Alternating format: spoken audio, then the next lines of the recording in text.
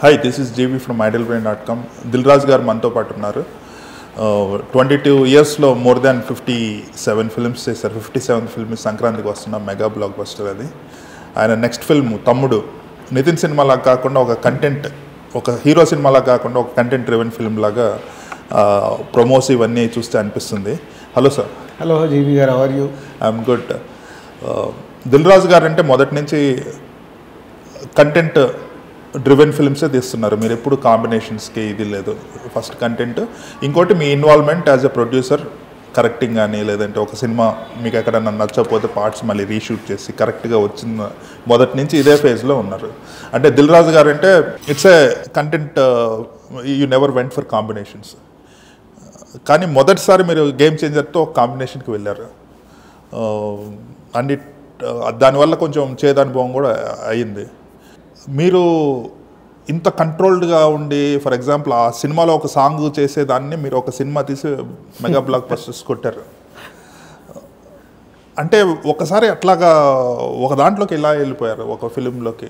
అంటే బేసిక్గా ఎలా ఉంటుందంటే, ఇది కోవిడ్ తర్వాత సినిమాలు మార్పు రావడము, సినిమాలు మార్పు వచ్చినప్పుడు సో ఎలా చూడాలి అనుకున్నప్పుడు ఇటు వారీసు సెట్ అయింది. అప్పుడే శంకర్ గారు కథ చెప్తా అంటే ఈ గేమ్ చేంజర్ సెట్ అయింది. సో ఇవన్నీ కోవిడ్ తర్వాత. So combination also is important ఏమో. కోవిడ్ తర్వాత ఆడియన్స్ని థియేటర్కి తీసుకురావడానికి హైప్ సినిమాలే కావాలేమో అన్నప్పుడు ఆ కాంబినేషన్ మాకు రావడము వచ్చినప్పుడు నేను 2021లో అండి ఓకే చేసింది. స్టిల్ కోవిడ్లో ఉన్నప్పుడే 21 ఓకే చేసాము. 23 సంక్రాంతి ఆర్ సమ్మర్ రిలీజ్ చేయాలి ఆ సినిమా యాక్చువల్గా. అంటే ఒక 1.5 ఇయర్లో సినిమా కంప్లీట్ చేసి ఎలక్షన్స్ కంటే ముందు సినిమా రిలీజ్ అయ్యేలాగా ప్లాన్ చేసాం. ముందు అనుకుంది, డైరెక్టర్ గారు నాకు చెప్పింది. కానీ తెలుగు సినిమా 1 ఇయర్లో కంప్లీట్ చేద్దాము. అలాగే రామ్ చరణ్ గారిని బోర్డు మీద తీసుకొచ్చినప్పుడు ఇంతకుముందు శంకర్ గారి సినిమాలా కాకుండా ఇలా చేద్దాం అనుకొని స్టార్ట్ అయింది. బట్ అన్ఫార్చునేట్లీ వన్స్ 2 షెడ్యూల్స్ అయిన తర్వాత అదర్ ఫ్యాక్టర్స్ చాలా ఎఫెక్ట్ చేశాయి. మధ్యలో కోవిడ్, మళ్ళీ సెకండ్ వేవ్ రావడం, థర్డ్ వేవ్ రావడము, షూటింగ్స్ ఆగడము, దాంతో కొంచెం కాంబినేషన్లు డిస్టర్బ్ అవ్వడం. RRR కూడా రిలీజ్ పుష్ అవ్వడం వల్ల ఒక 6 months మళ్ళీ ఇది వెనకకి వెళ్ళిపోవడము. సో అలాగే కమల్ గారిది విక్రమ్ వచ్చి పెద్ద హిట్ అయిపోయింది. పెద్ద హిట్ అయిపోయిన తర్వాత మళ్ళీ ఇండియన్ 2 రీఓపెన్ అవ్వడము షూటు. సో రీఓపెన్ అయినప్పుడు నేను చాలా స్ట్రాంగ్ ఉండాల్సింది, లేదు నా సినిమా ఫినిష్ అయిపోయాక మీరు అది చెయ్యండి అనాల్సింది. పోతే ఆ పాయింట్ మేము అగ్రిమెంట్లో అండర్లైన్ చేయలేదు. అలా చేసి ఉంటే నేను చాలా సేఫ్గా ఉండేవాడిని. అది చేయలేకపోయాను. దట్ మిస్టేక్ అని అగ్రిమెంట్లో అది మిస్టేక్ జరిగింది. సో శంకర్ గారు కూడా తప్పలేదు, ఇండియన్ 2 ఆగిపోయిన సినిమా మళ్ళీ రీఓపెన్ ఆయన కూడా అవుట్ ఆఫ్ కంపల్షన్ చేశారు. అది బికాజ్ ఆఫ్ లీగల్ ఇష్యూస్ వల్లే చేశారు. ఒక్క ఫ్యాక్టర్ కాదు, అంటే కొన్నిటికి కర్ణుడి చావుకు 100 కారణాలు అన్నట్టు ఒక సినిమాకు ఎన్ని రకాలుగా జరగాలో అన్ని రకాలుగా జరిగాయి. కానీ అంటే వీటన్నిటికీ సోలోగా మీరు ఒక్కరే నష్టపోయింది, మిగిలిన వాళ్ళకి కెరీర్లో కొంచెం గ్యాప్ రావచ్చు. ఎప్పుడు ఒక సినిమా ఎఫెక్ట్ అవుతే ఫస్ట్ ఫైనాన్షియల్గా డ్యామేజ్ జరగాల్సింది producer, distributor, third parties, exhibitor and third parties. ఆర్టిస్టులకి, టెక్నీషియన్స్కి అంత డ్యామేజ్ ఉండదు. వాళ్ళ కెరియర్లో ఒక సక్సెస్ ఫెయిల్యూరే. కొంతమంది డైరెక్టర్ల పైన ఇంపాక్ట్ ఉంటుంది.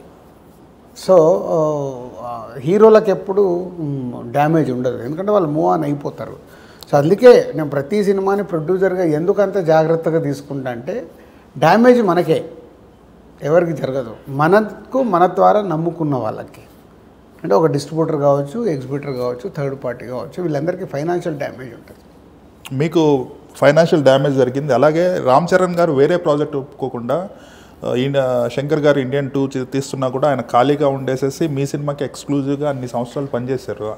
He is also affected in some other way. Yes, ఇప్పుడు చరణ్కి టైం వేస్ట్ అయినట్టే. ఒక 1.5 year ఇంకొక సినిమా అయిపోయేది తను చేస్తే. రైట్. యాక్చువల్ అప్పుడు మా మధ్యలో జరిగిన కాన్వర్సేషన్లో కూడా శంకర్ గారు ఎప్పుడైతే ఇండియన్ 2 చేస్తున్నారో ఐ గివ్ ఎన్ ఆఫర్, ఏదన్నా స్క్రిప్ట్ సెట్ అవుతే గో హెడ్, ప్యారలల్గా చేసేయను. ఎందుకంటే ప్రొడ్యూసర్గా నా హీరోని నేను సేఫ్ గార్డ్ పెట్టుకోవాలని అప్పుడు చరణ్తో నాకు జరిగిన కాన్వర్సేషన్ అది. పోతే ఈ లుక్స్ ఇవి పెద్ద సినిమా చేస్తున్నాము, అనుకున్నట్టు మళ్ళీ రావేమో అనే దాంట్లో చరణ్ ఆగిపోతూ ఉన్నాడు. సో దాంతో కూడా డిలే. ప్లస్ మీరు ఇప్పుడు ఒక నిర్మాత, అందులోనే మీలాంటి నిర్మాత ఒక అప్సెట్ జరిగితే ఇండస్ట్రీకే ఇట్స్ ఎ బ్యాడ్ థింగ్ అన్నట్టు. బికాజ్ మీరు రెగ్యులర్గా 22 yearsలో 57 ఫిల్మ్స్ చేశారని 2.5-3 films every year you are feeding the industry అన్నట్టు. అటువంటప్పుడు మీకు కాంపెన్సేషన్ ఫ్రమ్ ద ఆర్టిస్ట్ కానీ టెక్నీషియన్స్ కానీ రావాలి. నాట్ మానిటరీగా కాకపోవచ్చు, బట్ ఏదైనా ఫ్యూచర్లో రావాలి. ఇప్పుడు శంకర్ గారు మళ్ళీ ఈ సినిమా తీసే పొజిషన్లో లేరు as a director in Telugu. Ram Charan గారు మేబీ డేట్స్ ఇస్తారేమో. మాకు ఇప్పుడు మన తెలుగు స్టార్ హీరో, నేను తెలుగు ప్రొడ్యూసర్ని, డెఫినెట్ జర్నీలో ఎక్కడో చేస్తాం మళ్ళీ. సో చేసినప్పుడు ప్లస్లు మైనస్లు ఉంటాయి, చేసుకుంటూ వెళ్ళిపోతూ ఉండడమే. సో నేను అంటే తర్వాత ఏదో జరుగుద్ది కాబట్టి మనము దానికోసము చెయ్యాలన్నట్టు కాకుండా ఒక మంచి స్క్రిప్ట్ వచ్చినప్పుడే నేను అప్రోచ్ అవుతాను మళ్ళీ. నేను ఐఎమ్ ఫిక్స్ ఫర్ చరణ్ గారితో మళ్ళీ సినిమా చేయాల్సి వస్తే ఎస్, ఒక గుడ్ స్క్రిప్ట్ ప్రొడ్యూసర్గా నేను సాటిస్ఫై అయిన స్క్రిప్ట్, ఈ సినిమా రామ్ చరణ్తో చేస్తే వర్క్ అవుతుంది అనుకున్నప్పుడు ఒక స్క్రిప్ట్ తీసుకొని వెళ్ళాలనేది ఐఎమ్ వెయిటింగ్. రైట్. ఆ సినిమాకి చాలా గేమ్ చేంజర్కి షూటింగ్ టైంలో మీ చేతిలో లేనివి చాలా జరిగినాయి. షూటింగ్ రిలీజ్ అప్పుడు కూడా మీకు తెలియకుండా చాలా disturbances from external piracy release కావటం, లేదంటే నెగటివ్ ప్రాపగాండా, ముందు రోజే రివ్యూస్ రికార్డ్ చేసి పెట్టాలి. అంటే అదేనండి, ఇప్పుడు కర్ణుడి చావుకు 100 కారణాలు అన్నది నేను అదే మరి బ్యాడ్ సినిమా కాదు, అదే గేమ్ చేంజర్. ఇదేంటిరా బాబు ఇది చూడలేమనే సినిమా కాదు, కానీ దాన్ని అలా క్రియేట్ చేసేసారు. సో రిలీజ్ కంటే ముందు నుంచే ఒక నెగిటివ్ ప్రొపగండా అవి అన్ని రకాలుగా దానికి డ్యామేజ్ జరిగాయి. మీ సినిమాలో ఎక్కువ క్రియేటివ్ ఇన్వాల్వ్మెంట్ ఉంటుంది, కానీ గేమ్ చేంజర్ శంకర్ గారు కాబట్టి ఆయన మీద ఉన్న గౌరవంతో మీరు కొంచెం ఆయనకే చేసిన. అంటే ఇప్పుడు నేను ఇప్పటి వరకు అలా పెద్ద డైరెక్టర్తో నేను పని చేయలేదు. అప్కమింగ్ డైరెక్టర్స్, పెద్ద అవుతున్న డైరెక్టర్స్తోనే నేను పని చేశాను, ఆరు కొత్త వాళ్ళతోనే చేశాను. సో కాబట్టి మాకు కాన్వర్సేషన్ ఈజీగా ఉంటుంది. అంటే కరెక్ట్గా ఉన్నామా లేదా ఏదైనా ఒకసారి చెక్ చేసుకోండి చెప్పడానికి. స్క్రిప్ట్ ఏదైనా ఇచ్చినప్పుడు ఏదైనా డైలాగ్ అనిపించినా చెప్పడానికి అవకాశం ఉంటుంది. సో గేమ్ చేంజర్కి అవకాశం ఉండేది, ఎందుకంటే పెద్ద డైరెక్టర్తో చేస్తున్నప్పుడు అది కిచిడి అయిపోతుంది, డే టు డే ఇన్వాల్వ్ అవుతుంది, కిచిడి చేయడం అవుతుంది. Established director. So touch me not, నాకు అనిపించిన డౌట్స్ పేపర్ మీద రాసి ఇవ్వమన్నారు, రాసిచ్చాము. దాని తర్వాత ఇంకా షూటింగ్లో రకరకాలుగా ఈ గ్యాప్ల వల్ల, దానివల్ల డిలేల వల్ల చాలా చేంజెస్ వచ్చాయి. ఇట్స్ హ్యాపెండ్ అంతే. ఒకవేళ మీకు ఆ అవకాశం ఉంటే స్క్రిప్ట్లో సజెషన్స్ రీషూట్ చేయాల్సి వస్తే గేమ్ చేంజర్ స్క్రిప్ట్లో ఏ పార్ట్ మీరు ఎక్కువ ఫోకస్ పెట్టేసి ఏది కొంచెం కట్ చేసి ఉండేవాళ్ళు? అంటే ముందు సినిమా ఎప్పుడు ఎలా ఉంటుందంటే, మన సినిమా ఎంతైనా 2 hours 45 minutes నుంచి 3 hours ఇవ్వగలుగుతాం. అవును, ప్రేక్షకులు మ్యాక్స్ మన దాంట్లో రికార్డుగా 3 hours 10 minutes, 3 hours 15 minutes అనే డెడ్ లైన్.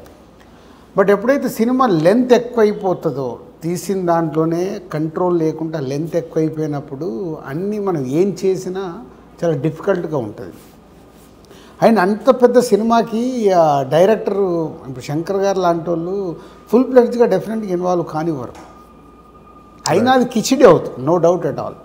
సో అయితే ఎవరినో ఒకరిని నమ్మి వెళ్ళిపోయి రిజల్ట్ కోసం వెయిట్ చేయాలి. ఎందుకంటే ఫ్లాష్ బ్యాక్ ఎపిసోడ్ కొంచెం పెంచేసేసి క్లైమాక్స్ కొంచెం సెట్ చేసుకొని ఉంటే సినిమా మంచి టాక్ వచ్చిందేమో అని. క్లైమాక్స్ షార్ట్ 30 days అండి, 30 రోజులు తీసాం క్లైమాక్స్. ఒకసారి పెట్టుకుంటే ఏదో కారణం చేత షూటింగ్ క్యాన్సిల్ అయింది, మళ్ళీ సెట్ చేసాము. ఆ సెట్ని సెట్ చేసి మళ్ళీ 30 days ఎగ్జాక్ట్ షూట్ చేసాము. అదే అంటే నా ఇంత ఎక్స్పీరియన్స్ ఉండి అక్కడ ఎంత డ్యూరేషన్ వస్తుందో తెలిసి 30 రోజులు మనం షూట్ చేసి వెయిట్ చేయడం అనేది ఎవరికి ఉపయోగం కాదు. అలాంటి మిస్టేక్సే పెద్ద డైరెక్టర్తో చేసినప్పుడు మా కంట్రోల్లో ఉండదు. అదే ఇప్పుడు అప్కమింగ్ డైరెక్టర్ ఎవరో ఉంటే నేను లెంత్ రాపిస్తాను, ఓకే ఇక్కడ నువ్వు డ్యూరేషన్ ఎంత, ఫైట్ మాస్టర్స్ని కూర్చోబెడతాను, ఇక్కడ ఎంత వస్తుంది నీకు డ్యూరేషన్ చెప్పు, ఎంత కావాలి నీ సినిమాకి, 5 minutes 7 minutes 10 minutes వేసినప్పుడే అర్థమైపోతుంది. ఎవ్రీడే మనం ఎంత షూట్ చేస్తున్నాం, 5 కెమెరాలు తెలిసిపోద్ది. ఇప్పుడు సంక్రాంతికి వస్తున్నాంకి ఒక 4-5 నిమిషాల కంటే ఎక్కువ ఫుటేజ్ వేస్ట్ కాలేదు. అస్సలు అనిల్కి అదే అంటున్నా. ఇప్పుడు సంక్రాంతికి వస్తున్నాం అనుకున్నప్పటి నుంచి అనిల్ మనం సంక్రాంతికి రిలీజు ఫిక్స్. మధ్యలో నేను ఏదైనా గేమ్ చేంజర్ గురించి ట్రై కూడా చేశాను. అనిల్ ఏమన్నాము అని అంటే, లేదు సార్ మనం సంక్రాంతి అనుకున్నాం, సంక్రాంతికి వద్దాం. వెంకటేష్ గారు కూడా సంక్రాంతికి వద్దాం ఓకే చెప్పి మళ్ళీ అక్కడ వెళ్ళి చిరంజీవి గారిని చరణ్ని కూడా కన్విన్స్ చేశాం. వాళ్ళు కూడా రోజు సపోర్ట్ చేశారు. సపోర్ట్ చేసి ఉండకుండా నాకు ఇంకా ఎక్కువ డ్యామేజ్ అయ్యేది. అట్లీస్ట్ సంక్రాంతికి వస్తున్నాం అంత పెద్ద హిట్ అయినందుకు నా all distributors are the happy. ఒక 60-70% డ్యామేజ్ కంట్రోల్ అయిపోయింది మాకు. లేకుంటే ఇంకా బిగ్ ఎత్తున డ్యామేజ్ ఉండేది. మీకు 10వ తారీఖు గేమ్ చేంజర్ రిలీజ్ అయింది, 14 మార్నింగ్ సంక్రాంతికి వస్తున్నాం. ఈ 4 రోజుల్లో 3 రోజుల్లో మీ స్టేట్ ఆఫ్ మైండ్ ఎలా ఉంది?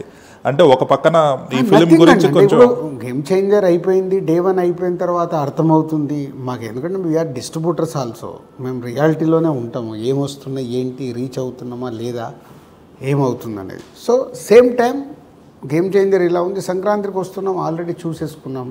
So it's going to super hit film. But revenue ఇలా మిరాకిల్ రెవెన్యూ చేస్తుందని మాకు తెలియదు. బట్ సూపర్ హిట్ ఫిలిం చేతిలో ఉంది. So we expected like is F2 కొంచెం పైన, కానీ ఇలా మిరాకిల్ జరుగుతుంది అనేది మాకు తెలియదు. బట్ 13th రోజు నైట్ ఎప్పుడైతే early morning 5 o'clock shows book అయిపోయినాయని తెలిసిందో, వావ్ ఇదేదో ఫైర్ లాగా ఉంది, సినిమా బాగుంది, పడగానే బ్లాస్ట్ అవుతుంది అనుకుంటే అలాగే బ్లాస్ట్. రైట్. అంటే మీది టోటల్ అందులో గేమ్ చేంజర్లో మీది 100% ఇన్వెస్ట్మెంట్ కాకపోవచ్చు, అంటే ఇన్ టర్మ్స్ ఆఫ్ కొంచెం రికవర్ అయ్యి ఉండొచ్చు ఓటీటీ కానీ వేరే ఇవి. సో గేమ్ చేంజర్లో వాట్ ఎవర్ లాస్ వచ్చిందో సంక్రాంతికి వస్తున్నాంతో కవర్ అయిపోయిందా? ఒక 70-80%.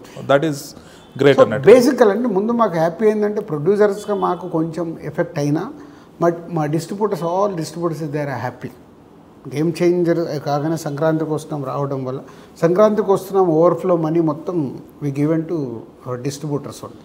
సో దాంట్లో లాస్ ఉంది కాబట్టి ఈ ప్రాఫిట్ అంతా దీంట్లో వచ్చింది మేము ఓవర్ఫ్లో రూపంలో తీసుకోకుండా వాళ్ళకు చేసేసాం. రైట్. అంటే మీరు ప్రొడ్యూసర్, డిస్ట్రిబ్యూటర్ అండ్ ఎగ్జిబిటర్ ఈ మూడిట్లో ఉన్నప్పుడు ఒకటన్నా ఆదుకుంటుంది అన్నట్టు. రెండిట్లో 1 yearలో, 1 సంవత్సరంలో 2 సరిగ్గా లేకపోయినా ఒకటన్నా ఈ ఇయర్ ఆర్ ఇంతకుముందు 3 బ్యాడ్ అనిపించిన ఇయర్స్ ఉన్నాయా మీకు? అంటే మాకు ఇప్పుడు ఎగ్జిబిషన్ది తీసుకుంటే ఎగ్జిబిషన్ దాంట్లో మాకు పెద్ద మిరాకిల్స్ ఏమి ఉండవు. So total year balance sheet చూసుకున్నప్పుడు 56 weeksలో ఎగ్జిబిటర్గా వర్కౌట్ అయ్యేది 20-25 weeksే, అదర్ వీక్స్ ఏమి ఉండవు. సో ఆ ఇయర్ మొత్తం బ్యాలెన్స్ షీట్ చూసుకున్నప్పుడు ఉంటే కొంచెం ప్రాఫిట్ ఉంటుంది, లేదా బ్రేక్ ఈవెన్లో ఉంటాం. అక్కడ మిరాకిల్స్ జరిగిపోయి అక్కడ ఏదో మార్జిన్స్ వచ్చేసి అనేది ఉండదు. చాలామంది ఒక అపోహలో ఉంటారు. ఒక బాహుబలి లాంటి సినిమా ఒకటి వచ్చినా అంటే అది వస్తే అది 5 వారాలు ఆడుతుంది తర్వాత. సో 56 weeks క్యాలిక్యులేషన్ చూడాలి. అది 56 weeks అయిపోయినప్పుడే థియేటర్కి ఏం జరిగింది అనేది తెలుస్తుంది. అక్కడ మాకు పెద్ద మిరాకిల్స్ ఏం జరగవు. డిస్ట్రిబ్యూషన్లో మిరాకిల్ జరుగుతాయి. ఒక సూపర్ హిట్ సినిమా ఇప్పుడు బాహుబలి అప్పుడు మేము 25 crores పెట్టుకున్నాము, అది మిరాకిల్.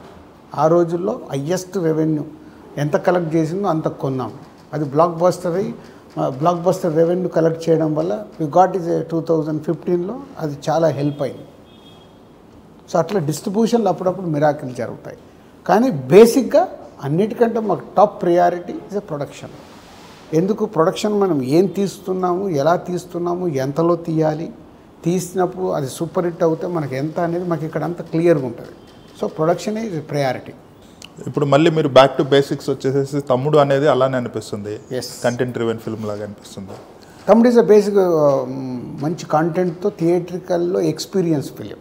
అంటే నితిన్ కోసం అన్నట్టు కాకుండా ఈ సినిమా కోసం ఏం కావాలో చేసాం. నితిన్ కోసం చేస్తే ఇట్లా 75 crores పెట్టి మేము ఇప్పుడున్న సినారియోలో తీయలేము. అండ్ మేకింగ్కి ఆల్మోస్ట్ 35 crores స్పెండ్. మేకింగ్ అంటే అంత గ్రాండియర్ మేకింగ్ కావాలి. చాలా యాక్షన్ ఎపిసోడ్స్ థ్రిల్లింగ్గా ఉంటాయి. సో థియేటర్కి ప్రేక్షకుడు థియేటర్కి వచ్చినప్పుడు మేము ఏమి ఇస్తున్నాం అనే దాంట్లోనే డైరెక్టర్ చెప్పిన ఏదైతే కాన్సెప్ట్ ఉందో ఐ అప్రూవ్డ్. సో ఇప్పుడు డైరెక్టర్ ఈ సినిమా మాకు వర్కింగ్ డేస్కి 150 days షూట్ చేసాం. ఎందుకంటే 80% film in the forest. So చాలా లాజిస్టిక్స్ ప్రాబ్లమ్స్ ఉంటాయి, లైట్ ప్రాబ్లం ఉంటుంది. నైట్ తీసినప్పుడు నైట్ లైటింగ్ సోర్స్ పెట్టడం ఇలాంటివి చాలా ఉంటాయి. యాక్షన్ బ్లాక్స్ ఉన్నాయి. సో డైరెక్టర్ వేసుకున్న దాంట్లో చిన్న చిన్నవి కూడా డీటెయిల్డ్గా is work lot. Credit goes to only Sriram Venu for this making. తను అనుకున్నట్టుగా చేయడానికి ట్రై చేశాడు. రేపు థియేటర్లో ఒక I'm believing is in the second half. First half good, second half 45-50 minutes wow moments ఉన్నాయి. ఆ 50 నిమిషాల్లో ఒక 2-3 వావ్ మూమెంట్స్ ఉంటాయి. సో అవి బాగా కిక్ ఇస్తాయని ఐఎమ్ బిలీవింగ్. రైట్. మీరు ఇంకోటి ఏంటంటే మీరు డైరెక్టర్స్ని గ్రూమ్ చేస్తారు. ఆర్యా దగ్గర నుంచి మీ దగ్గర ఒక టీం ఉంటుంది, ఆ టీంతోనే వర్క్ చేస్తారు, ఆ టీంలోంచి డైరెక్టర్స్ తయారవుతారు, వాళ్ళతోనే మీరు ట్రావెల్ చేస్తారు. ఎవరన్నా బయటకు వెళ్ళేసేసి మీ చేతుల్లో లేకపోతే చెప్తే, ఫర్ ఎగ్జాంపుల్ సుకుమార్ గారు ఉన్నారు, ఆర్యా లాంటి హిట్ ఇచ్చిన తర్వాత ఆయనతో మీరు మళ్ళీ ఎందుకు చేయలేదంటే ఆయన ఎక్కువ రెమ్యునరేషన్, ఎక్కువ బడ్జెట్. నో అప్పుడు మాకు అది కాలేదు. జగడం మాకు కాన్ఫ్లిక్ట్ సుకుమార్తో నాకు పడింది సెకండ్ స్క్రిప్ట్ దగ్గర, జగడం టైంలోనే. కానీ తర్వాత చేయలేదు కదా. తర్వాత చేద్దాం అనుకున్నాం, ఇంకా కుదరలేదు. ఇప్పుడు చేయాలి నెక్స్ట్. ఇప్పుడు తను అనుకున్న సినిమా తర్వాత చేయబోతున్నాడు. చేస్తాం, తప్పకుండా చేస్తాం. ఎందుకంటే మీరు ఎప్పుడు కంటెంట్ అండ్ బడ్జెట్ మీద వెళ్ళారు. ఎప్పుడు ఒక హిట్ డైరెక్టర్, మన డైరెక్టర్ అయినా హిట్ డైరెక్టర్ అనేసి పెద్ద రెమ్యునరేషన్లు ఇచ్చే టైప్ చేయలేదు. మీరే ఫర్ ఎగ్జాంపుల్ వేణు శ్రీరామ్ గారిని ఓ మై ఫ్రెండ్ చేశారు. అది ఫ్లాప్ అయినా కూడా ఆఫ్టర్ 5 years 6 years ఇది middle class MCA, middle class అబ్బాయి, దాని తర్వాత వకీల్ సాబ్ 4 years తర్వాత, మళ్ళీ 4 years తర్వాత ఈ ఫిల్మ్. అంటే మీరు ఉన్న వాళ్ళనే వాళ్ళ స్ట్రెంగ్స్ చూసుకొని వాళ్ళని గ్రూమ్ చేసేసి వాళ్ళతోనే వర్క్ చేస్తుంటారు కదా. ఆయన మిడిల్ క్లాస్ అబ్బాయితో ఫ్యామిలీ సెంటిమెంట్ కానీ లేదంటే ఎమోషన్స్ ఇవన్నీ కరెక్ట్గా చూపించారు. వకీల్ సాబ్ కూడా కరెక్ట్గా చేశారు. ఇది కూడా అట్లానే ఉంది కదా. డెఫినెట్లీ ఎంసీఏ వకీల్ సాబ్ ఎలా అయితే ఉంటుందో దానికంటే ఇంకా మేకింగ్ సైడ్. ఇప్పుడు వకీల్ సాబ్ అయినా మేకింగ్ చేయడానికి పెద్ద స్కోప్ లేదు. అవును, ఎందుకంటే మేజర్ ఫిలిం. సో ఇప్పుడు ఆయన బయటకు వచ్చి దీన్ని ఒక యాక్షన్ ఫిలిం, యాక్షన్ టోన్లో ఉండే సినిమాని ఒక ఫారెస్ట్లో సినిమా అంతా 1 day 1 night జరుగుద్ది. అవునా? 1 nightలో ఏం జరుగుద్ది అనేది interest. Kind of thriller with emotions. Yes, with emotion, జరిగే మూమెంట్స్, డ్రామా, ఇవన్నీ కలిపి ఉంటుంది అన్నట్టు సినిమా. రైట్. రన్ టైం ఎంత వచ్చిందండి? 2 hours 25 minutes. చాలా తక్కువ అది ఇప్పుడున్న సిచ్యువేషన్లో. లాస్ట్ ఇయర్ సంక్రాంతికి, అంటే ఈ సంక్రాంతికి, లాస్ట్ ఇయర్ సంక్రాంతికి మీ మీద, అంటే మీరు ఒక విధంగా అన్నవి వేరే విధంగా ఇంటర్ప్రిట్ చేసేసుకొని మీరు 3 సినిమాలు డిస్ట్రిబ్యూట్ చేశారు సంక్రాంతికి. ఆ పక్కన హనుమాను జరిగిందనేసి ఇప్పుడు 3 films వర్సెస్ హనుమాన్ అని ఒక ప్రోపగాండా లాగా ఒక స్టోరీ, ఒక నెరేటివ్ వచ్చేసేసి చివరికి హనుమాన్ హిట్ అయ్యింది మిగిలిన ఫిల్మ్స్తో పోలిస్తే. ఇటువంటివి ఎవరన్నా అవుట్ సైడ్ నుంచి నెరేటివ్ డ్రైవ్ చేసి అలా జరిగిందా, లేదంటే న్యాచురల్గా వచ్చిందా? ఎందుకంటే ఇన్ఫ్లుయెన్స్ చేయొచ్చు కదా పక్కన వాళ్ళని సోషల్ మీడియా ద్వారా. అలా అనగానే జనరల్గా మీరు at that point of time you are a big guy and Hanuman is a small film for audience. So చిన్న వాళ్ళని పెద్దవాళ్ళు ఏదో చేస్తున్నారు అనగానే మామూలు జనాలు ఇన్ఫ్లుయెన్స్ అయిపోయి ఈ సినిమా బాగుండాలి, ఆ సినిమాలు పోవాలి, ఆ టైప్లో జనాల హ్యూమన్ సైకాలజీ అదొకటి క్రియేట్ చేసేసి తర్వాత సినిమా రిజల్ట్ని బట్టి, సినిమాలో ఉన్న కంటెంట్ని బట్టి కూడా అది ఇంకా డబల్ 2 times 3 times ఎగ్జాంప్లిఫై అయింది in terms of the ticket sales. అది ఎవరన్నా బయట నుంచి చేశారనుకుంటున్నారా? 100%. దాంట్లో డౌట్ ఏముంది? ఇక్కడ 2 things. ఒకటి పెద్దవాడు, చిన్నవాడు. ఇప్పుడు నన్ను పెద్దవాడిగా చూసినప్పుడు పెద్ద గీత ఇది. సో పక్కన చిన్న గీత సైడ్ ఏమవుతుంది? అది అక్కడ ఎంత మట్టుకు ట్రూ ఉంది, ఏముంది అనేది ఎవరు చూడరు. చూడకుండా దాన్ని బౌన్స్ బ్యాక్ చేస్తారు. సో చేసినప్పుడు అది మీడియాలో ఎలా జరిగింది నాకంతా తర్వాత నేను ఎంక్వైరీ చేస్తే నాకు మొత్తం తెలుసు. అది ప్రాపర్గా ఆ సినిమాకి ప్రమోషన్గా వాడుకోవడానికి వాళ్ళు ఎలా వర్కౌట్ చేసుకుంటూ వచ్చారు, బ్యాకప్లో పిఆర్ టీమ్ కానీ ఎవరైనా కానీ చేసుకుంటే వచ్చారు. నేను అవన్నీ దృష్టిలో పెట్టుకోను. హనుమాన్ రిలీజ్ అయింది, ఆ రోజు వాళ్ళు స్పెషల్ షో వేశారు సినిమాక్స్తో చూసి. నేను ఫస్ట్ డైరెక్టర్కి, హీరోకు, నేను ఫోన్ చేసేసాను, వెరీ గుడ్ ఫిల్మ్ తీశారని. సో నేను సినిమాని లవ్ చేస్తాను, మనుషుల్ని కాదు. మనుషులం ఉంటాము, పోతాము. ఎందుకంటే సినిమా మాకు ఇది ఇచ్చింది. సో సినిమాని ఒక సినిమాకు డ్యామేజ్ జరిగేలాగా మేము పని చెయ్యం. అవును పోతే ప్రొపగండా అలా క్రియేట్ చేస్తారు. అవును ఇప్పుడు సంక్రాంతికి వచ్చినప్పుడు డెఫినెట్గా 3 సినిమాలు 4 సినిమాలు ఉన్నప్పుడు ఎవ్రీ టైం అది కాన్ఫ్లిక్ట్ తప్పదు. మన సంక్రాంతికి వస్తున్నాము, గేమ్ చేంజర్ నేను రిలీజ్ చేసుకుంటే పక్కన బాలకృష్ణ గారి సినిమా ఉంది, 3 సినిమాలు మేమే రిలీజ్ చేసాము. అవును సో 3 సినిమాలు బ్యాలెన్స్ చేయడానికి కూడా మేము చాలా స్ట్రగుల్ పడ్డాం. కరెక్టే. అన్నీ మేము చేసినా ఇది బయటికి తెలియదు. ఇప్పుడు అక్కడ నాగవంశీ ప్రొడ్యూసర్ కాబట్టి బాలకృష్ణ గారి సినిమాకు వంశీకి చెప్తూ, వంశీ 2 సినిమాలు ఇలా ఉన్నాయి, ఇగో నీ సినిమాకి ఎందుకు, మేము ఎలా ఎంత మట్టుకు న్యాయం చేయాలో చేస్తాం. వంశీతో కూడా 2-3 రోజులు మాకు ఆ థియేటర్లో ఈ ప్రాబ్లం, ఈ థియేటర్ ప్రాబ్లం, మేము ఎప్పటికప్పుడు కన్విన్స్ చేసుకుంటూ వెళ్ళాం. అక్కడ వంశీ లేకుండా ఇంకొకరు ఉన్నారనుకో డెఫినెట్గా ఇష్యూ చేస్తారు. ఇదేంటంటే ఆ టైం ఆ 2-3 డేస్ మ్యాటర్ ఆఫ్ 2-3 డేస్, ఆ 2-3 డేస్ని ఎవరు అర్థం చేసుకోకుండా ఇలా క్రియేట్ చేసి అడ్వాంటేజ్ పొందేవారు కొందరు ఉంటారు. ఈ సిచ్యువేషన్ని వాడుకొని అడ్వాంటేజ్ పొందుదాము, అలా జరిగింది. అప్పుడు కానీ సినిమా ఎఫెక్ట్ అవుతుంది కదా, జనాల సెంటిమెంట్ మార్చడం లిటిల్ బిట్. అంటే సినిమా బాగుంది కాబట్టి ఆడింది కదా, బాగాలేకుండా ఆడదుగా. బాగుంది కానీ ఉన్నదానికంటే ఎక్కువ ఆడుతుంది అది. ఇప్పుడు ఆ సెంటిమెంట్ వల్ల సంక్రాంతికి ఎలా ఉంటుందంటే ఇప్పుడు కంపారిజన్ ఉంటుంది. అవును 3-4 సినిమాలు వచ్చినప్పుడు నంబర్ 1 ఏది, నంబర్ 2 ఏది, నంబర్ 3 ఏది లైనప్ చేసేస్తారు ఆడియన్స్. దాన్ని ఆటోమేటిక్ నంబర్ 1లో పెట్టేశారు కాబట్టి అది ఆటోమేటిక్ ముందుకు వెళ్ళిపోద్ది, దాన్ని ఎవరు ఆపలేరు. ఇప్పుడు మన సంక్రాంతికి వస్తున్నాము, గేమ్ చేంజర్, డాకు మహారాజ్, సంక్రాంతికి వస్తున్నాము నంబర్ 1లో పెట్టేశారు, దాన్ని ఆపలేరుగా. మరి వెంకటేష్ గారి సినిమా ఇంత చరిత్ర క్రియేట్ చేసింది, అనిల్ రావిపూడి అన్ని హిట్లు, బట్ అనిల్ రావిపూడి కెరియర్లో కూడా ఒక చరిత్ర క్రియేట్ చేసింది, మా కెరియర్లో కూడా ఒక చరిత్ర క్రియేట్ చేసింది. So that is the scenario. మీరు అనిల్ రావిపూడిని ఎలా సస్టైన్ చేసుకోగలిగారు? అంటే అతని సినిమాల్లో 80% మీరే, అటువంటి డైరెక్టర్ని మీరు ఎలాగా పట్టుకున్నారు? అంటే ఒకటి డైరెక్టర్తో మాకు వేవ్ లెంత్ ఉంటే ఆ డైరెక్టర్ నన్ను అర్థం చేసుకుంటాడు. రాజుగారి ప్లస్లు ఏంటి, మైనస్లు ఏంటి, ఒక నాలో కూడా మైనస్లు ఉంటాయి, మైనస్ లేకుంటే ఎలా ఉంటుంది? ఓకే రాజుగారి మైనస్లు, ఓకే ఈ రాజుగారి మైనస్లు మనం మేనేజ్ చేసేసుకున్నాం అనుకో, అన్ని ప్లస్లే కదా. రాజుగారు బయట అడిగిన రెమ్యునరేషన్ ఇస్తున్నాడు, ప్రాబ్లం లేదు, రెమ్యునరేషన్ నేను తగ్గేమని అడగలేదు నా అనిల్ని ఎప్పుడు, what ever you want. Okay అయిపోయింది కదా. స్క్రిప్ట్ ఏంటి, ఓకే రాజుగారితో స్క్రిప్ట్ డిస్కషన్ చేయడం వల్ల ఏదైనా ప్లస్ ఉందనుకో డెఫినెట్గా అనిల్ తీసుకుంటాడు. ఎప్పుడు మాకు ఈ రోజు వరకు క్లాష్ రాలే, ఇన్ని సినిమాలు చేసాము, 0 క్లాష్. సో క్లారిటీ, నా స్క్రిప్ట్లో అనిల్ నాకు ఇది అనిపించింది, సరే ఓకే సార్ నేను ఆలోచించుకొని చెప్తా, కరెక్ట్ సార్ అంటే తీసుకుంటాడు, లేకుంటే నాకు చెప్పేస్తాడు లేదు సార్ ఇది నేను అనుకునేది రైట్, ఓకే అనిల్ అని చెప్తా, నువ్వు చెక్ చేసుకొని చెప్తా. కానీ ఇలాగే చేయని నేను ఎప్పుడు అనిల్కి చెప్పను. ఈవెన్ వేణు శ్రీరామ్ తమ్ముడిలో కూడా నేను ఇలాగే చేయని నేను ఏం చెప్పలా, వేణు నాకు ఇది అనిపిస్తుంది కథలో, ఇది చూసుకో, ఇక ఎమోషన్ కరెక్ట్గా నీకు కన్వే అవుతుందా లేదా చూసుకో. లేదు సార్ నేను ఇది బిలీవ్ చేస్తున్నాను, దాంట్లో ఆయన ఒకటి బిలీవ్ చేశాడు, నేను చేయలే, సినిమా రిలీజ్ తర్వాత చెప్తా పాయింట్. నేను మొన్న సినిమా చూశాక ఎస్ ఇస్ డైరెక్టర్ రైట్ అంటే అది కొత్త అప్రోచ్. ఆ కొత్త అప్రోచ్ని తీసుకోవాలంటే అది మేము చూసినప్పుడు కానీ మాకు అర్థం కాదు. సో మేకింగ్ ఇలా చేస్తాన్నాడు వేణు తమ్ముడిని, చెయ్యు అని చెప్పాను.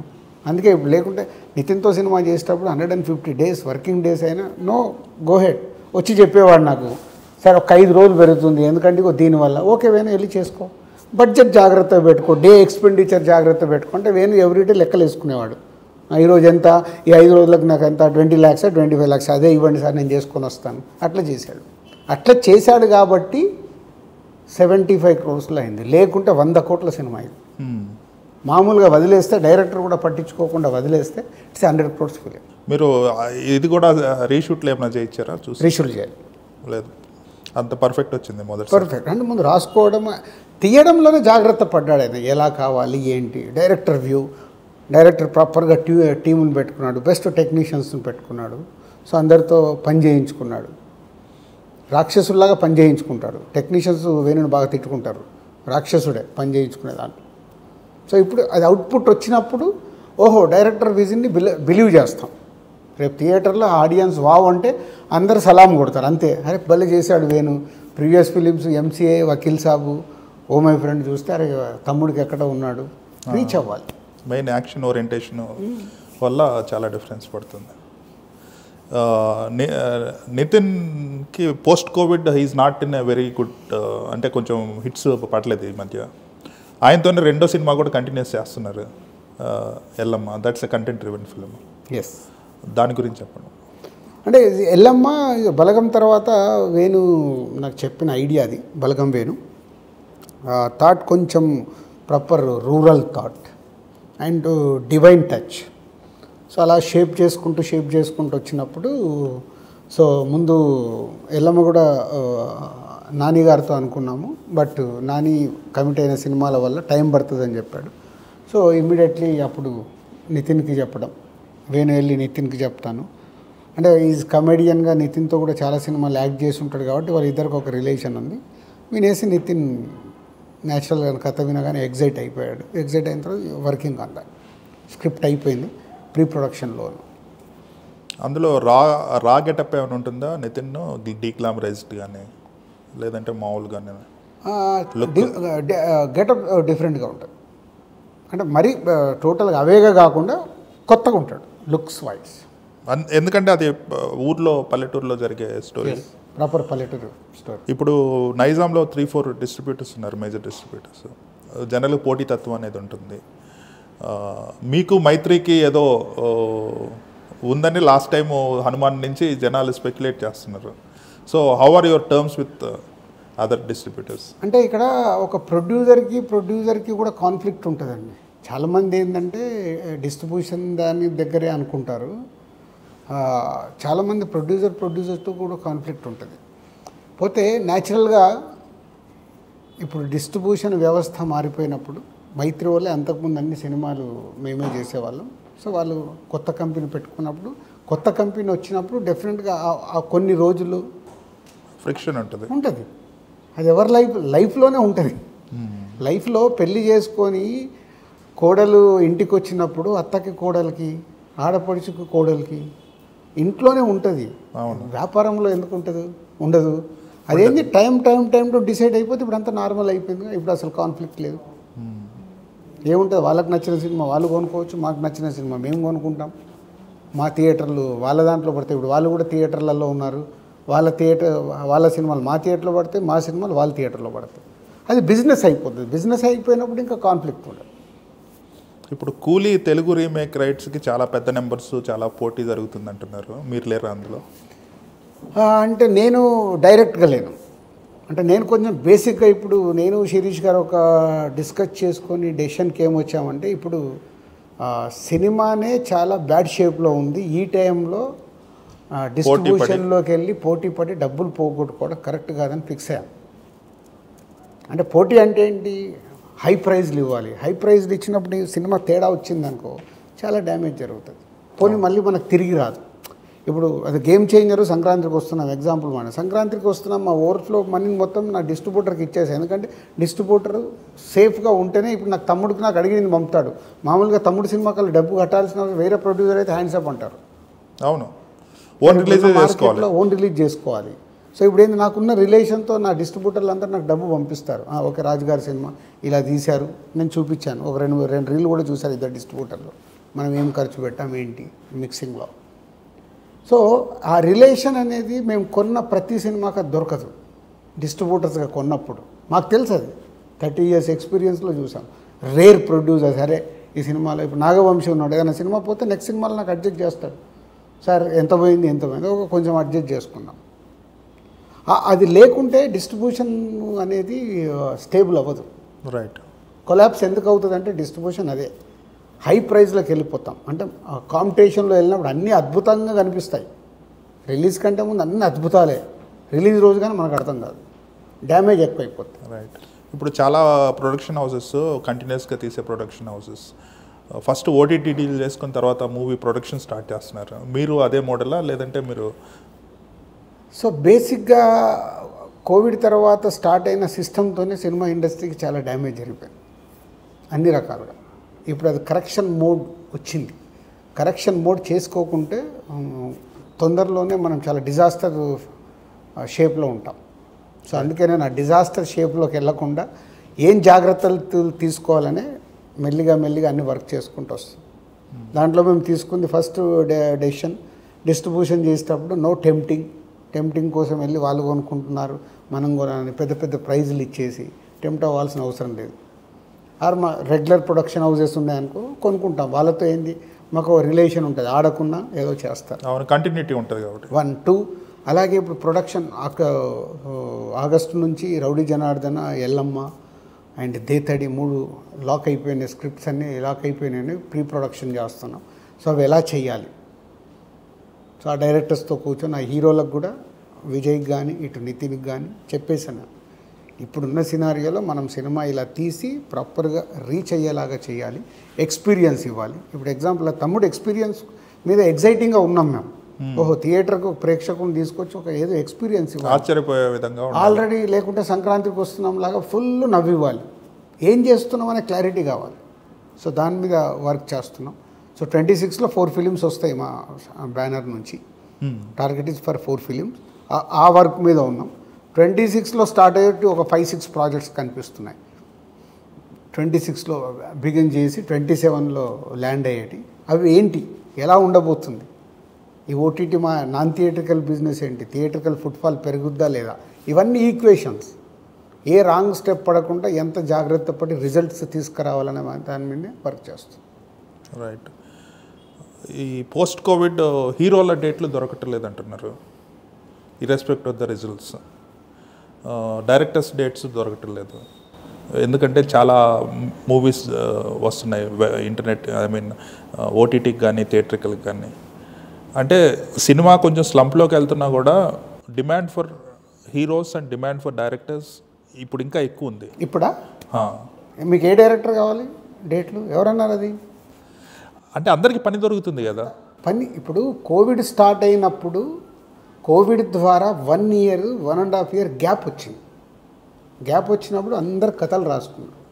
సో అప్పుడు ఒకటి కొత్తది ఓపెన్ అయింది, ఓటీటీ. దానివల్ల ఒరిజినల్ తీద్దామా, వెబ్ సిరీస్లు తీద్దామని ఒక థియేటర్ అనేదే కాకుండా సినిమా అనేది కాకుండా ఎక్స్పెండ్ అయినప్పుడు మొత్తం మార్కెట్ మారిపోయింది. దాని ఎఫెక్టే ఇప్పుడు కనిపిస్తుంది, అప్పుడు కనిపించలే. అప్పుడు సంకలు గుద్దుకున్నాం, వావ్ ఇది వచ్చింది, ఓటీటీ వచ్చేసింది, 10 రూపాయలు 10 కోట్లు ఉన్న రెమ్యునరేషన్లు 50 కోట్లు అయిపోయినాయి, 50 కోట్లు 60 కోట్లు అయింది, 60 కోట్లు 100 కోట్లు అయింది. రైట్. కానీ రెవెన్యూ ఏది? 100 కోట్లు రెమ్యునరేషన్కి వెళ్ళామంటే మనకు రెవెన్యూ కూడా రెవెన్యూ లేదు కదా, కొలాప్స్ అయింది. ఇక్కడ నుంచి రావాల్సిన డబ్బు కొలాప్స్ అయిపోయిందిగా. అవును. ఇవాళ ఎందుకు రేపు థియేటర్లో సినిమా ఆడకుంటే సినిమా ఆడినట్టు కాదు, అది అందరికీ తెలుసు. మీరు ఎక్కడ ఎంజాయ్ చేస్తారు? థియేటర్. ఒకవేళ థియేటర్లో ఆడకపోతే in the future producers will become executive producers for OTTs. అన్నీ ఇంకా మొత్తం మారిపోతుంది. ఎగ్జిక్యూటివ్ కాదు, బ్రోకర్లు అవుతారు. మీరు చాలా క్లాస్గా చెప్తున్నారు. బ్రోకర్స్ కరెక్ట్గా మార్చుకోకుండా ప్రొడ్యూసర్స్ ఫ్యూచర్లో అందరికీ బ్రోకర్ పని చేయాలి. కరెక్టే. మీరు ఈ ఓటీటీ అనేది ఎప్పుడు రియలైజ్ అయ్యారు OTT is going to disturb the moment equilibrium film ఇండస్ట్రీలో? 2020లోనే నేను సినిమా కంప్లీట్ అయిన తర్వాత ఒరిజినల్గా ఇవ్వాల్సి వచ్చినప్పుడు అరవింద్ గారితో సురేష్ బాబు గారితో డిస్కస్ చేశాను. సో కోవిడ్, థియేటర్లన్నీ క్లోజ్ ఉన్నాయి, నా సినిమా రెడీ అయిపోయింది, ఓటీటీ వాళ్ళు ఒరిజినల్కి అడుగుతున్నారు. సో నేను తీసుకునే స్టెప్ వల్ల ఏమి జరగవచ్చు. సో అప్పుడు సురేష్ బాబు గారు కానీ అరవింద్ గారు కానీ చెప్పింది, ఇప్పుడు నీ దగ్గర కాంటెంట్ రెడీగా ఉన్నావు, నువ్వు కాదు ఇంకొకటి ఇస్తాడు, బట్ ముందు నీ సినిమా నువ్వు ఎకానమీ వైజ్ చూసుకొని ఎన్ని రోజులు పెట్టుకుంటావు. సో నువ్వు డెసిషన్ తీసుకోవాల్సి వచ్చినప్పుడు గో హెడ్, నువ్వు ఆలోచించుకొని డెసిషన్ తీసుకో. అప్పుడు నానిని కన్విన్స్ చేసి నానికి చెప్పి ఇలా ఉంది అంటే అప్పుడు వెళ్ళినప్పటి నుంచే నాకు డౌట్ స్టార్ట్ అయింది. అంటే ఇది ఎప్పుడైతే ఒక సినిమాని తీసుకెళ్ళి ఇంట్లో కూర్చొని మీరు చూడండి రా బాబు అని అలవాటు చేస్తున్నామో ఇట్ విల్ బి డ్యామేజ్. అక్కడి నుంచి ఆ స్ట్రాటజీ ఏమైంది, వకీల్ సాబ్ రిలీజ్ అయింది మాది. వకీల్ సాబ్ రిలీజ్ అయినప్పుడు మళ్ళీ Covid second time peaks 50%. April 9th release అయింది మా సినిమా. కోవిడ్ పీక్స్లో కేసులు పెరుగుతున్నాయి. ఏప్రిల్ 23 నుంచి lockdown, second lockdown. So close. మళ్ళీ ఏం చేశాను, అమెజాన్ వాళ్ళతోనే మాట్లాడే, ఒరే థియేటర్లు క్లోజ్ అయిపోయినాయి, సినిమా రెడీగా ఉంది, సో టైం తగ్గించేసుకొని నాకు ఏమి ఇస్తావు ఇచ్చి కనీసం నాకు డిస్ట్రిబ్యూటర్ల కన్నా యూజ్ అవుతుందని ఒక అమౌంట్ పెంచుకొని సినిమా ఇచ్చేసాను.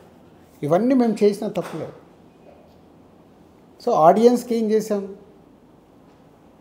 థియేటర్ క్లోజ్ ఉన్నాయి కాబట్టి ఇంట్లో చూసుకుంటారా బాబు అని మేమే పెద్ద అలవాటు సినిమాలను అలవాటు చేసేసాం. ఇప్పుడు వాళ్ళ థియేటర్కి రావట్లేదు అంటే తప్పు మాది.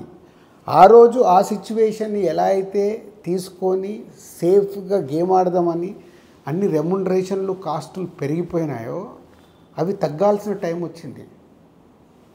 అవి తగ్గించుకుంటూ ప్రేక్షకుల్ని థియేటర్కి తీసుకొచ్చి ఫుట్ఫాల్ పెంచాల్సిన టైం వచ్చింది. అందరు ఆ దిశగా ఆలోచించుకొని స్టెప్లు వేసుకొని మళ్ళీ రీకన్స్ట్రక్ట్. బిఫోర్ కోవిడ్ ఎలా ఉంది, 2020 మార్చి కంటే ముందు సంక్రాంతికి అలా వైకుంఠపురంలో సరిలేని నీకెవరు ఎంత బ్లాక్ బాస్టర్ హిట్స్ ఏవి, 50 రోజులు ఫుల్ అలా వైకుంఠపురంలో. ఇప్పుడు ఎక్కడున్నాయి? మళ్ళీ అది రీకన్స్ట్రక్ట్ చేయాల్సిన టైం ఇది. కానీ ఓటీటీ హిందీ వాళ్ళు పెట్టినట్టు 4 months ఎంత పెడతారు కదా హిందీలో. మన దగ్గరికి వచ్చేసరికి 4 weeks వచ్చేసింది. అదేమన్నా ఒక బడ్జెట్ని మించి ఉన్న సినిమాలకి అలాగా ఉండాలని ఇంటర్నల్గా రూల్ పెట్టుకొని, అంటే అదొక్కటే. ఇప్పుడు మై క్వశ్చన్, నేను ఎప్పుడు అందరితో అదే అంటాను, అది కాదు, కరెక్ట్ చేయాల్సినవి చాలా ఉన్నాయి. మరి హిందీలో 8 weeks పెడుతుంటే హిందీలో ఎందుకు సినిమాలు ఆడట్లేదు? నాకు లాజిక్ అర్థం అవ్వదు. ఇది 4 weeks 8 weeks అనేది కాదు సమస్య, అదొక రీజన్ అంతే. వన్ ఆఫ్ ద రీజన్ అది. టోటాలిటీగానే కరెక్ట్ చేయాల్సిన టైం, టోటాలిటీగా కరెక్ట్ చేయడానికి మూవ్ కావాల్సిన టైం. ఓకే, ఓటీటీ వాళ్ళు రేపు ఇప్పుడు ఒక ఎగ్జాంపుల్, ఒక సినిమాకి 100 కోట్లు ఇస్తున్నారు. ఓకే, రేపు 8 weeksకి అయితేనే ఇస్తాము, 10 weeksకి అయితేనే ఇస్తాము. ఇప్పుడు అమీర్ ఖాన్ గారు అసలు యూట్యూబ్లో చేస్తాను లేకుండా 1 year తర్వాత ఇస్తాను అని కాల్ తీసుకున్నాడు. సో గుడ్, అంటే ఒక స్టెప్ తీసుకున్నాడు. దానివల్ల అందరిలో ఒక ఆలోచన మొదలవ్వాలని ఆయన స్టెప్ తీసుకున్నాడు. అవును కదా. ఇప్పుడు 100 కోట్లు ఇచ్చే ఓటీటీ వాళ్ళు రేపు 50 daysకి ఇస్తాను, 100 daysకి ఇస్తాను అంటే 50 crores అయితే కొనుక్కుంటాడు. కొనకుండా వదిలేయడుగా, అలా కంటెంట్ కావాలిగా. అవును. అక్కడ 50 కోట్లు మనం నష్టపోతే థియేట్రికల్ రెవెన్యూ 100 కోట్లు పెరుగుద్ది. కరెక్ట్. సూపర్ హిట్ సినిమాకి థియేట్రికల్గా 100 కోట్లు పెంచవచ్చు. అది ఇంపార్టెంట్. థియేట్రికల్ రెవెన్యూ పెంచాల్సినది వెరీ ఇంపార్టెంట్ థింగ్. మంచి సినిమాలు తీయటమే దానికి. మంచి సినిమాలు ప్రేక్షకుడికి ఎవ్రీ వీక్ సినిమా ఇవ్వగలగాలి మనం. ఎక్కువ సినిమాలు రావాలి. వస్తే వాడికి ఏమవుతుంది, ప్రేక్షకుడు మనకేమవుతుంది, ఒక హ్యాబిట్. మార్నింగ్ లేచి వాకింగ్ చేయడం ఎలా హ్యాబిట్, ఒక సినిమాలు చూడడం మనకు ఒక హ్యాబిట్. ఫ్రైడే సినిమా చూడటం. ఇప్పుడు ఏం చేస్తున్నారు, ఇంట్లో కూర్చొని చూస్తున్నారు. నో డౌట్ ఇంట్లోకి థియేటర్కి చాలా డిఫరెన్స్. థియేటర్లో ఎంజాయ్ చేసినట్టు మనం ఇంట్లో ఎంజాయ్ చేయలేం. ఇంట్లో టైంపాస్ చేస్తాం అంతే. Middle class, lower middle class వాళ్ళు కూడా థియేటర్కి వచ్చి చూసేలాగా మనం థియేటర్లో టికెట్ ప్రైస్లు కానీ అవి ప్రొవైడ్ చేయాలి.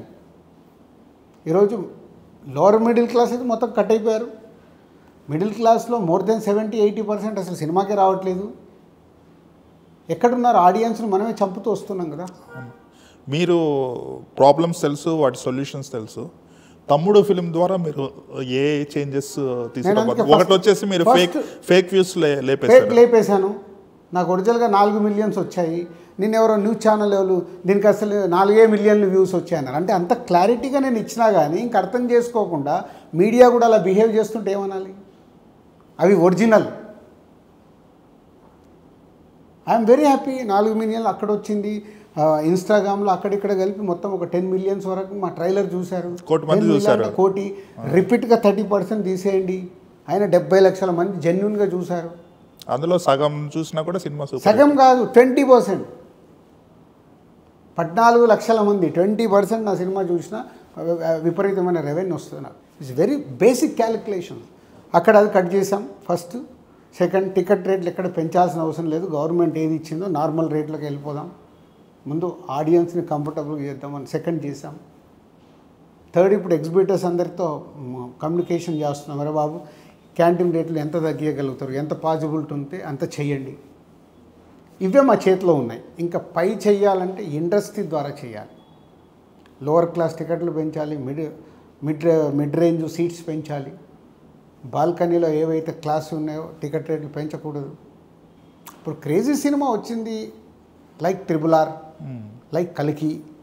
ఎందుకంటే దానికి ఆ రేంజ్లో స్పెండ్ చేస్తాము, అంత క్రేజీగా ఉంటుంది కాబట్టి దానికి ఏదో కొంచెం రెవెన్యూ పెంచుకోవడానికి చూస్తే ఓకే, కానీ ప్రతి సినిమాకి టికెట్ రేట్లు పెంచేసుకొని మనం ఆడియన్స్ని రాకుండా చేసేస్తున్నాం, అవసరం లేని దాన్ని కూడా.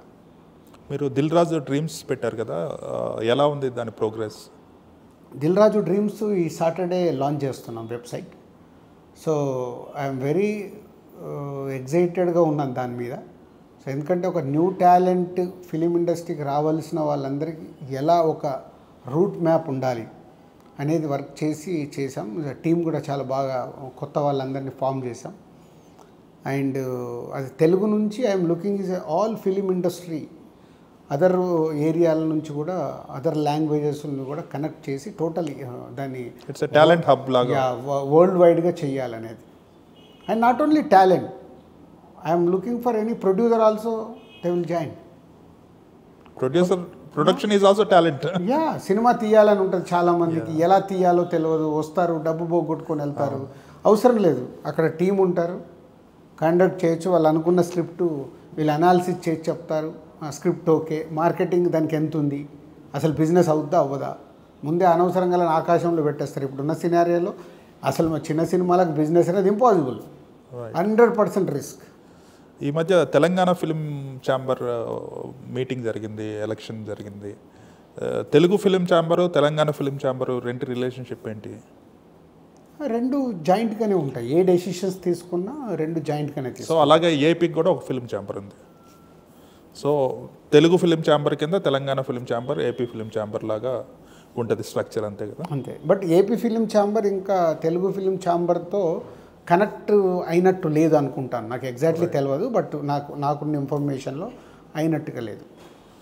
మొన్న అందులో ఒక రిప్రజెంటేటివ్ సెక్రటరీ గారు చాలా ఘాటుగా మాట్లాడారు తెలంగాణ ఫిలిం ఛాంబర్. ఒక మూవీ గురించి చెప్తూ 1 crore కూడా కలెక్ట్ చేయలేదు, ఆ యాక్టర్ 13 crores డిమాండ్ చేస్తున్నారు రెమ్యునరేషన్. అంటే ఇప్పుడు అలానే ఉంది పొజిషన్. అది ఎప్పుడు నార్మలైజ్ అవుతుంది అంటే ఎప్పుడు? బేసిక్ అదేనండి. ఇప్పుడు నేను దిల్ రాజు గారు, ఐఎమ్ ఫిలిం ప్రొడ్యూసర్. ఆయన 100 అడుగుతాడు, నేను ఎంత ఇస్తున్నా అనేది నా మీద డిపెండ్ అయి ఉంటుంది. అది వాల్యుబులా, వర్క్ అవుతుందా కాదా?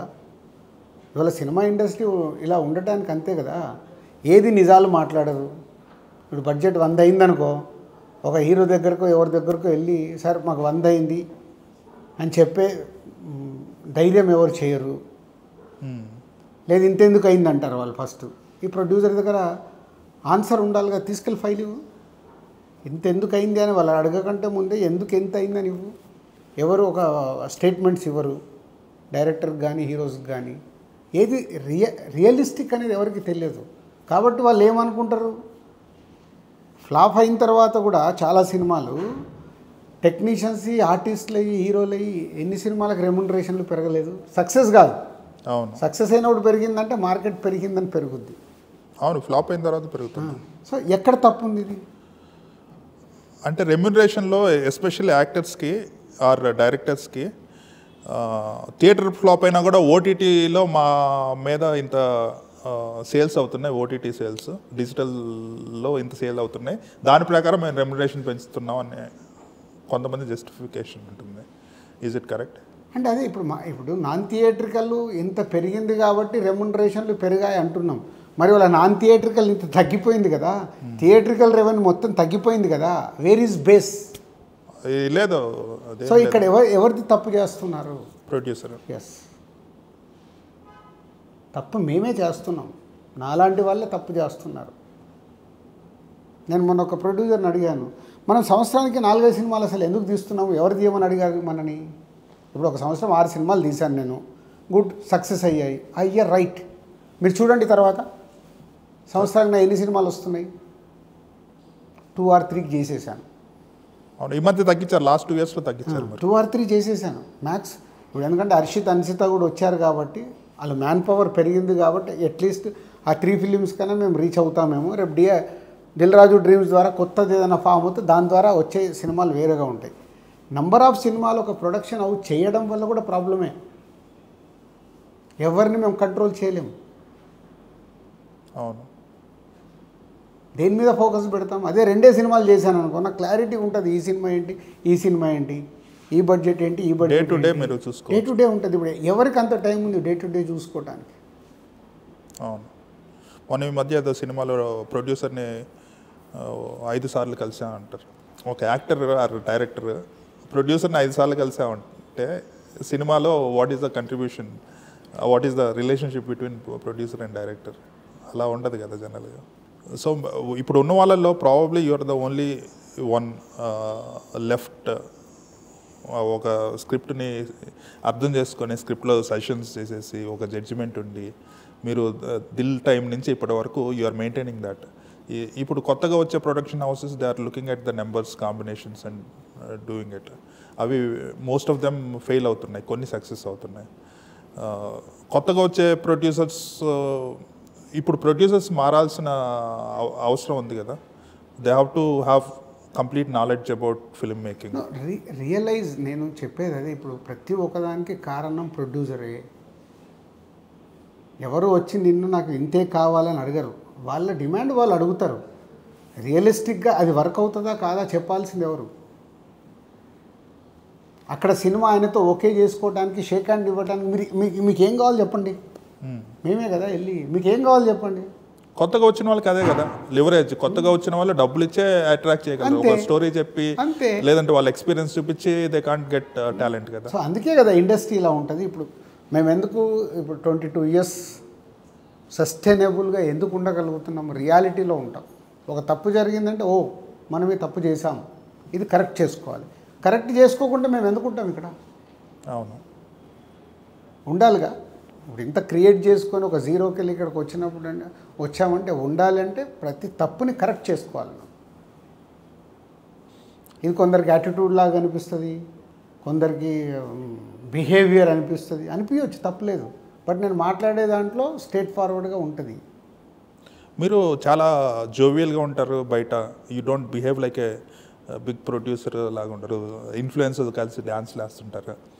సో లాస్ట్ 2-3 yearsలో there is so much of meme content coming out of you, not out of డిస్రెస్పెక్ట్తో కాదు, బట్ మీరు చేసేవి జనాలకి ఫన్నీగా అనిపిస్తాయి. బట్ నో బడీ చీప్గా చేస్తున్నారనే ఫీలింగ్ ఎవరికి colour. They have respect for you, at the same time they enjoy your meme content. అది ప్రాబబ్లీ మీ బాడీ లాంగ్వేజ్లో కూడా కొంచెం ఉంది. అండ్ మీరు సిన్సియర్గా మీరు అవతల వాళ్ళు ఏమనుకుంటున్నారు కాకుండా మీరు ప్రతిదీ ట్రై చేస్తారు. తమిళలో మాట్లాడాలనుకున్న ఇప్పుడు వారీసు దాంట్లో నాకు ఇంగ్లీష్ రాదు, నేను కమ్యూనికేట్ చేయాలి కాబట్టి నేను ఒకటి ప్రిపేర్ అయ్యి అక్కడ అనుకొని ఏం కావాలి, అక్కడ విజయ్ గారి అభిమానులకు నేను ఏమి ఇవ్వగలుగుతాను, సినిమా గురించి నేను ఏం చెప్పగలుగుతాను, తమిళ్లోనే చెప్పాలి లేదు ఫుల్గా ఇంగ్లీష్లోనే మాట్లాడాలి. ఇంగ్లీష్లో సరే నేను హాఫ్ ఇంగ్లీష్లో మాట్లాడి, తమిళ్ నాకు రాదు. వచ్చింది నేను ఎలా రీచ్ చేయాలని నేను రీచ్ చేస్తే అది బిగ్ వైరల్ అయిపోయింది. Right, it's a positive. అవును. ట్రోల్స్ అంటారు, ఇప్పుడు అసలు దాన్నే నేను పట్టించుకోలేదు. ట్రోల్స్ గురించి నేను ఎందుకు ఆలోచించాలి? ఎవరు అన్నారు ఈ మధ్య సార్ మీ మీద troll, okay it's a publicity only. అంటే నెగిటివ్గా ఎందుకు తీసుకోవాలి? వాడికి దాంట్లో ఆనందం అనిపిస్తుంది, చేసిన వాడికి, చూసేవాడికి కూడా ఆనందం అనిపిస్తుంది, క్యారీ కానివ్వండి, ఎందుకు పట్టించుకోవడం? రైట్.